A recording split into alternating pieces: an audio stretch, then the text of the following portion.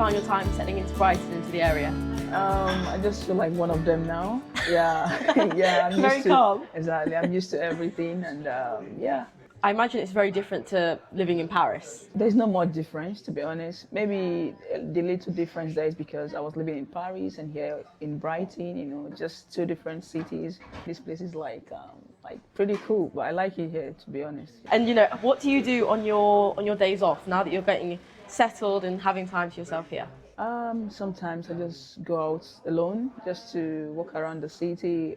The last time I went out with one of the young players, she was once in the team, Comfort, the goalkeeper. Oh yeah, I know so Comfort. the last time, we went to a Nigerian restaurant together, and it was amazing. I love that. And talking about off the pitch with the girls, but also on the pitch, for that first conversation that you had with Dario, and what was it that drew you to Brighton?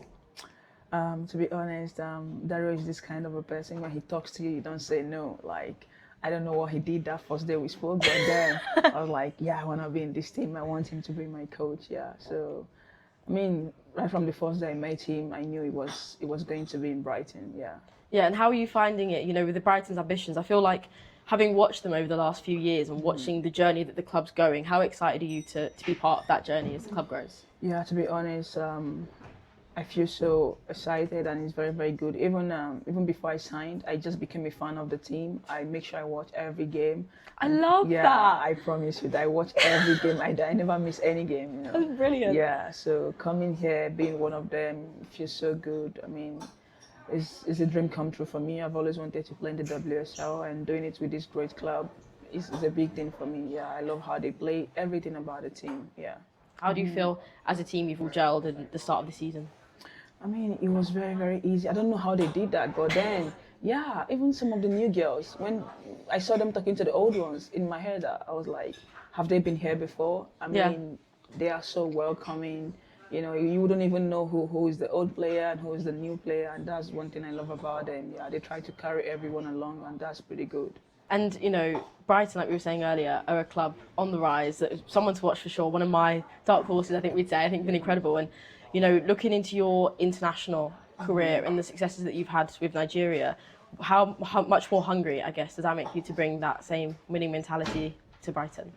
Coming to this place with the experience I've gathered in my previous team and the national team, it has really shaped me to understand what they are doing.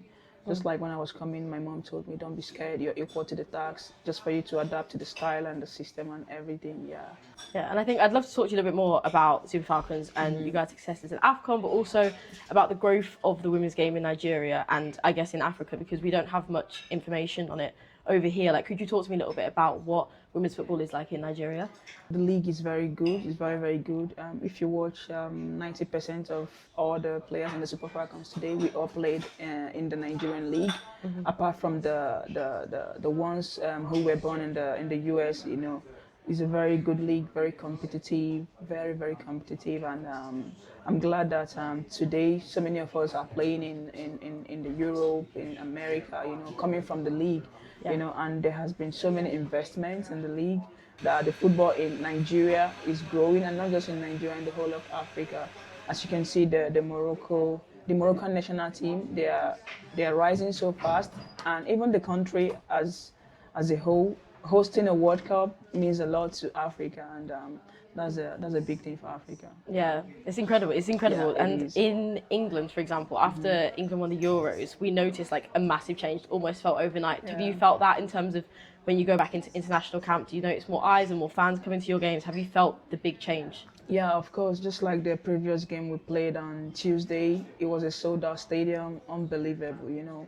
I think that was the first time such amount of people are coming out to watch the girls. I mean, even on the social media, everyone was saying, okay, I think we are no longer going to support the men. I think now we have to support the Super Falcons. We're not supporting the Super Eagles. They're not doing well, yeah. But then, yeah, we really appreciate their efforts and everything.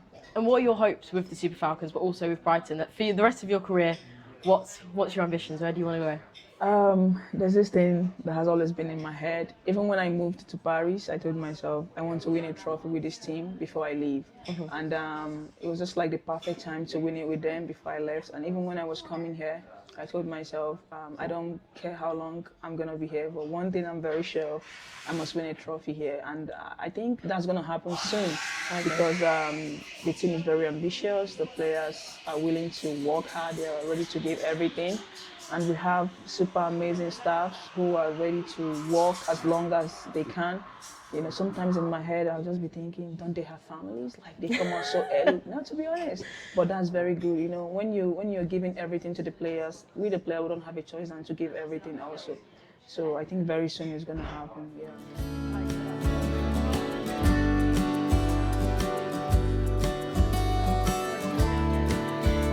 So we've asked some WSL fans to send in some questions for you. You ready? Yeah. So starting with, who was your favourite player growing up?